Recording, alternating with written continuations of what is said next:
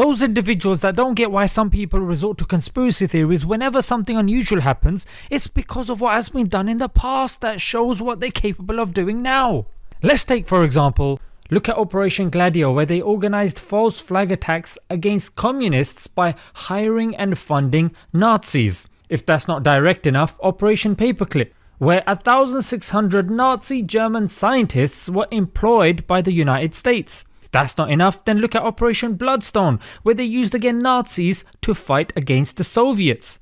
If that's not enough, then let's look at Operation Washtub, where they planted Soviet weapons in Nicaragua to disparage President Jacobo Arbenz. And I haven't even mentioned Operation Northwoods, which was a proposed false flag attack. That's when you carry out an attack and you blame it on someone else. So this was a proposed false flag attack on civilians just so they could blame it on Cuba and go to war with them. Assalamu alaikum guys, and welcome to another episode of Jannah. Andrew Tate's arrest has caused uproar, has caused celebration, depends which part of social media you're in. But if we are methodical and not emotional about this, bearing in mind that no one has the case filed, so no one can really talk about whether he's innocent or whether he's guilty, they can only offer opinions, and bearing in mind that any form of control that is put forward by the government is first tried on polarizing figures. You saw Shamima Begum, everybody was able to give their opinion and say no, don't let her in. For the rest of us, it implied that any one of us that's born in this country with a dual nationality can be stripped of their citizenship. And lo and behold, what happened after that? Exactly this. Because of the threat of terrorism, we saw America put forward the Patriot Act. We saw Prevent here in the UK, Schedule 7. So you could see all of these powers being introduced to control and curtail us. Now, how on earth is this useful? Is this going to be another conspiracy video? No, I'm going to link everything. Let me give a quick shout out to our sponsor, Sunnah Currency. Now, from the advent of Islam, gold and silver has been used by the Prophet ﷺ as money. With the first Islamic mint struck in the reign of Uthman under the edict set by Umar radiallahu anh, the gold dinar and silver dirham will always be part of the Islamic monetary system. Sunnah Currency mints are meticulously designed and handcrafted into die molds. These designs are then struck onto our gold and silver mints under 50 to 100 tons of pressure, hand delivered to your doorstep worldwide. Click the link in the description to know more. Climate change is involved in this story. The T, I don't want to get flagged, is involved in this story, and of course we have our polarizing figure. And another thing that I wanted to say about Shamima Begum was that she was smuggled into Syria with the help of the Canadian Secret Service, and this individual was also responsible for smuggling another 140 people. And to who and to what? The ISIS.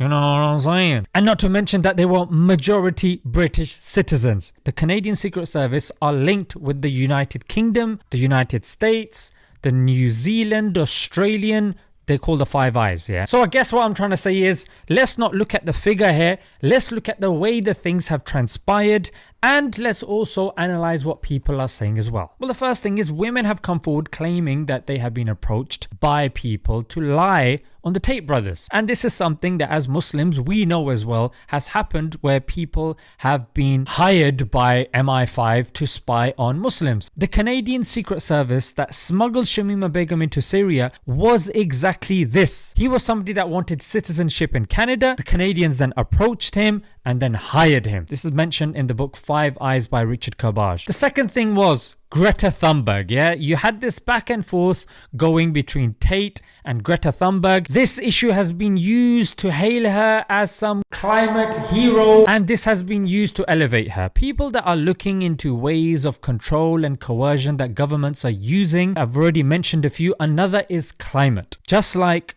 viruses are, of course, bad, and curing them is good. But it's not as simple as bad and good, because on the one hand, you're going above and beyond to put a certain narrative across. For example, curing the virus is of course priority, but the way it's being done and with the lack of research and then presenting it as fact, that's wrong, of course. So it's the same with the climate. It's being exacerbated, just like the tea threat as well. All of these forms of control are exacerbated. So there's elements of truth. So when you question these things, you're seen as an idiot, a moron, like it's obvious, duh, global warming. Yeah, okay, but when you take it to the extent that it's being used to coerce you into staying at home, not being allowed to travel because of certain emissions or whatnot, that's what becomes an issue. And that's why even when Tate is arrested, the word T is also used as well. T was used against polarizing figures, people that we know, we hate. Oh, the guy's got a hook hand. Oh, he's covering his eye. He looks weird. He's got a big beard. If you say something in schools, it's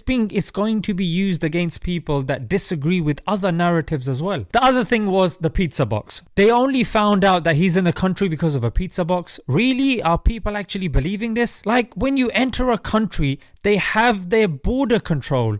They have the documentation that you have to process before entering that country. You cannot enter that country without the authorities knowing you are in the country, you're out the country. And to claim they found out from a pizza box is actually disrespectful to the Romanian government, I would say. To say that, no, they're not paying attention at the borders, but hey, Tate releases a video, yo. The other thing is, Romania is a country that has been used as a CIA black site. That's where they send people over to get them tortured because America can't do it themselves and other countries have lax laws on human rights and torture. So Romania has been one of those countries, and so has Poland. So this is to say that the country can be leveraged by, of course, the United States. And it's been mentioned in the news that the issue did reach the US Embassy and they got involved. So to assume United States foul play being involved here is not outlandish. And this is, of course, not to mention, look, we're not saying the guy is right, the guy is wrong.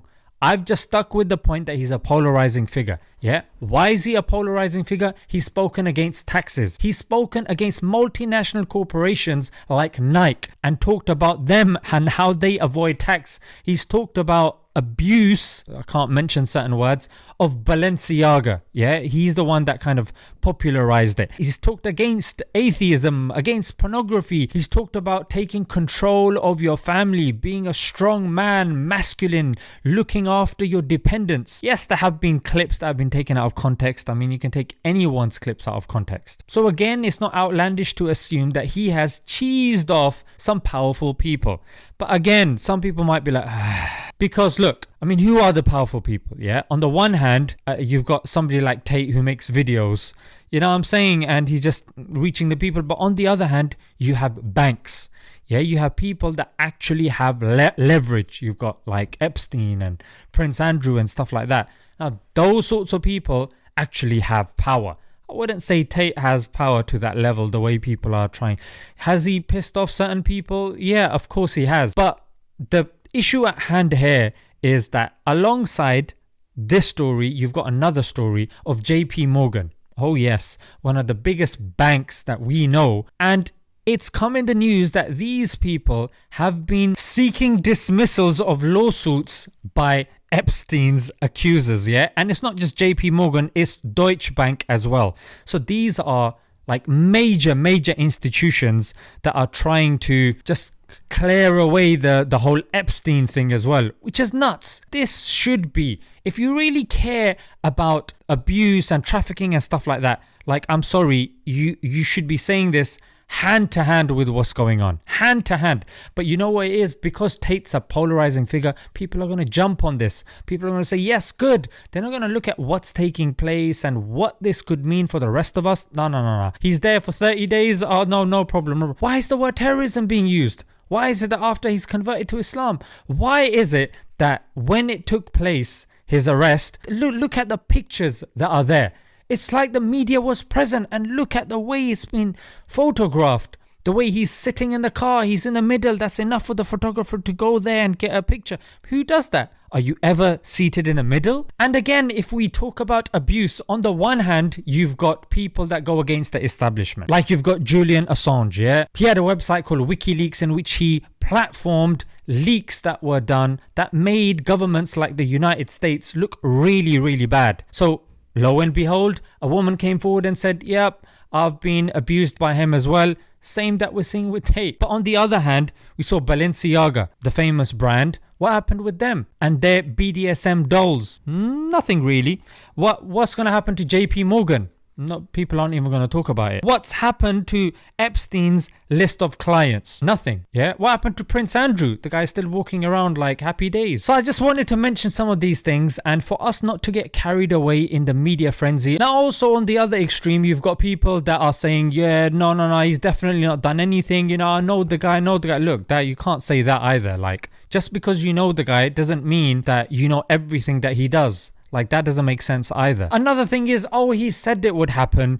Therefore he predicted it. No, I mean, if you're talking about certain issues, you know at the back of your head that, look, it's only a matter of time till these people wisen up and realize how much money they're losing, and they send somebody around, or they make a few phone calls, and then Bob's your uncle, mate. It's been happening since day dot. And the other thing that I wanted to mention was the hand sign as well. Some people are saying, what could it mean? Is he part of them, or is he this? No, his father used to do it. His father was a grandmaster in chess or something, and he looks up to his father and he does that. Even if you do go into the symbolism of this, it's a mudra for power. Yeah, it's one of these yogic signs or whatever. And yeah, those people that are saying, yeah, so what if you speak against power? It's freedom of speech. You can do what you want. No. Don't say stuff like this, because it's nonsense. Yeah, Edward Snowden blew the whistle on the NSA in the US. Issues happened for that guy. You know what I'm saying? He is now in Russia. If he goes back to the US, he's finished. Yeah, look at Gary Webb. Look at, again, Julian Assange. Yeah, look at Catherine Gunn. Look at Daniel Ellsberg. All of these people went against the government. Yeah, went against the powers. You had even democratically elected leaders that went against certain corporations, like Mohammad Mossadegh. Yeah, he was a democratically elected leader of Iran, but he was overthrown by the UK and US because he went against BP. He wanted to nationalize the oil. Yeah, it's the same. It was another corporation that Allende of Chile pissed off. Yeah, Lumumba of Congo pissed off the wrong people as well. They were democratically elected, but they peed off the wrong people, and then they got knocked off. So people that believe in conspiracies and stuff like that, it comes from a logical place. Yeah, and especially if you're not white. It's been happening to us from day dot. You know what I mean? So before people start making you out to be some nut job, no, you know what? It actually makes sense. I can see where you're coming from, but I would err on the side of caution as well, not to go on either extremes. They say the truth lies between both extremes. Let's leave it there, guys. Until next time, Assalamu alaikum.